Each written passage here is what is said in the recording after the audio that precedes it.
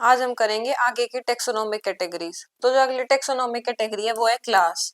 This category includes related orders. तो जो related orders होंगे, असेंबलेज ऑफ ऑर्डर्स, उसको हम क्या कह देंगे? क्लास कह देंगे। For example, order Primata comprising monkey, gorilla and gibbon is placed in class, और इसको हम कौन सी क्लास में रख देते हैं? क्लास मेमेलिया में। Along with order Carnivora that includes animals, जिसके अंदर आ गया टाइगर, कैट एंड डॉग। तो जो क्लास है Mammalia has other orders also. Class Mammalia के अंदर दूसरे ऑर्डर्स भी होंगे, यानी ये एक तरीके से ग्रुप ऑफ ऑर्डर्स ही है। फिर उसके बाद अगली टेक्सोनोमिक कैटेगरी है वो है phylum. Classes comprising animals like fishes, amphibians, reptiles, birds, along with mammals constitute the next higher category, जिसको हम क्या कहेंगे? Phylum। तो इसके अंदर क्या आ जाएगा? Assemblage of classes। तो क्लासेस जिसके अंदर एनिमल्स आ रहे हैं, जैसे फिशेस, एम्फीबियंस या फिर रेप्टाइल्स, बर्ड्स, मैमल्स के साथ, वो क्या? वो अगली कैटेगरी बना रहे हैं जिसे हम कहते हैं फाइलम।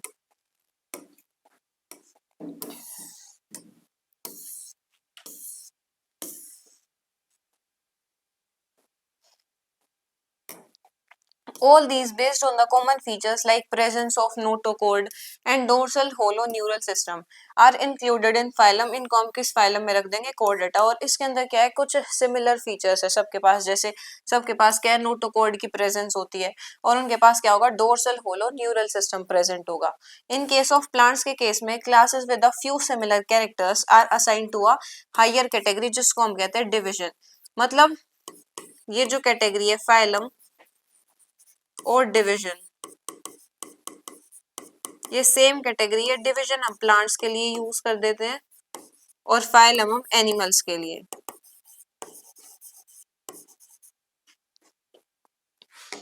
अब उसके बाद जो अगली है वो है किंगडम, अगली taxonomic category. All animals belonging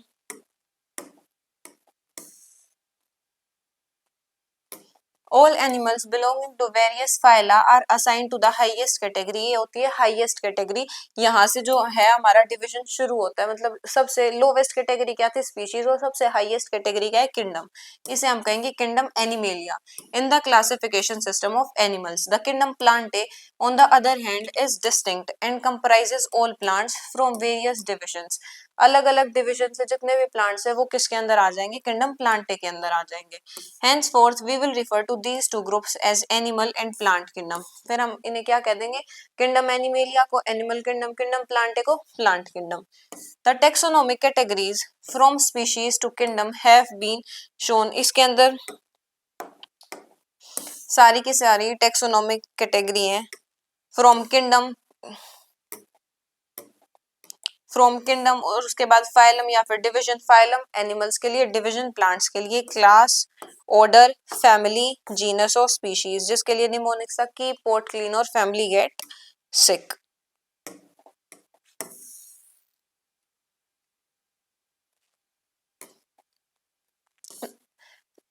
तो इस फिगर में ये है, दीज आर ब्रॉड कैटेगरीज। ये क्या ब्रॉड कैटेगरीज है। However taxonomist have also developed sub categories in this hierarchy to facilitate more sound and scientific placement of various taxa.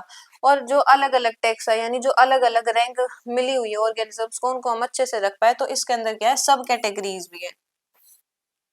Hierarchy, can you recall the basic of basics, मतलब can you recall the basis of arrangement? Arrangement का basis क्या है? For example, as we go higher from species to kingdom the number of common characters goes on decreasing.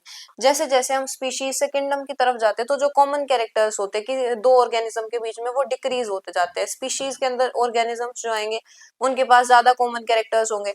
फिर genera जो होता है, genus, उसके अंदर दो या दो से ज्यादा स्पीशीज आती है, तो उसके अंदर क्या होगा? उनके बीच के जो कॉमन कैरेक्टर्स होंगे वो कम हो जाएंगे। तो इसीलिए ऐसे जैसे जैसे हम हाइयर जाएंगे, कॉमन कैरेक्टर्स क्या होंगे? कम होते जाएंगे। Lower the taxa more are the characteristics that the members within the taxon share. तो जितनी कम होगी, जितनी कम कैटेगरी होगी, जितना कम टेक्सा होगा, यानी किसी भी ऑर्गेनिज्म की रैंक जितनी कम होगी, उसके पास उतने क्या होंगे? ज्यादा कैरेक्टर्स सिमिलर होंगे, ज्यादा कैरेक्टर्स ऑर्गेनिज्म के बीच में कॉमन होंगे। Higher the category, greater is the difficulty of determining the relationship to other taxa at the same level. और जितना ज्यादा taxon होगा उतनी जितनी ज्यादा कैटेगरी हम कह सकते हैं, तो उतना ज्यादा डिफिकल्टी हो जाएगी रिलेशनशिप को डिटरमाइन करने में, क्योंकि जो कॉमन कैरेक्टर्स है वो क्या हो जाएंगे, कम हो जाएंगे. Hence the problem of classification becomes more complex. और इसलिए जो प्रॉब्लम है क्लासिफिकेशन की वो और कॉम्प्लेक्स हो गई, क्योंकि जो कैरेक्टर्स है वो सेम नहीं रह रहे हैं. यहाँ पे लिख भी रखा है कि lower the taxa more are the characteristics within the members, जो कि टेक्सोन शेयर करते हैं एक टेक्सोन के. और हाइयर द कैटेगरी, कैटेगरी जो हाइयर है उसके अंदर क्या है, डिफिकल्टी आ जाती है. तो इसीलिए ये जो प्रॉब्लम है ये क्या है, कॉम्प्लेक्स है क्लासिफिकेशन की. अब इसके अंदर कुछ क्लासिफिकेशन के लिए एग्जांपल्स दे रखे हैं.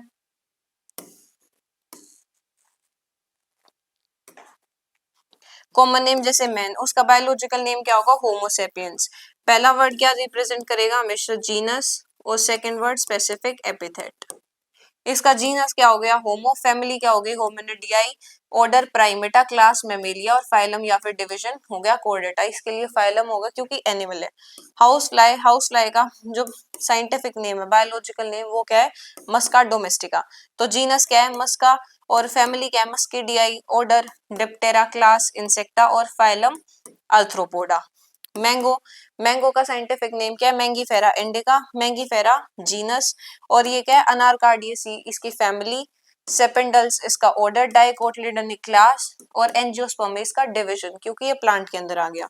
वीट, वीट को हम क्या लिखेंगे, ट्राइटिकम एस्टिवम. ये इसका क्या है, साइंटिफिक नेम. ट्राइटिकम इसके अंदर जीनस है. पोएसी इसकी फैमिली हो गई. ऑर्डर हो गया पोल्स. मोनोकोटिलिडनी इसकी क्लास हो गई. और इसका डिवीजन क्या हो गया, एंजियोस्पर्म में. तो यहाँ पे जो लाइफ प्रो, जो यहाँ पे लिविंग वर्ल्ड का चैप्टर है वो कंप्लीट होता है. अगले लेक्चर में हम शुरू करेंगे अगला चैप्टर.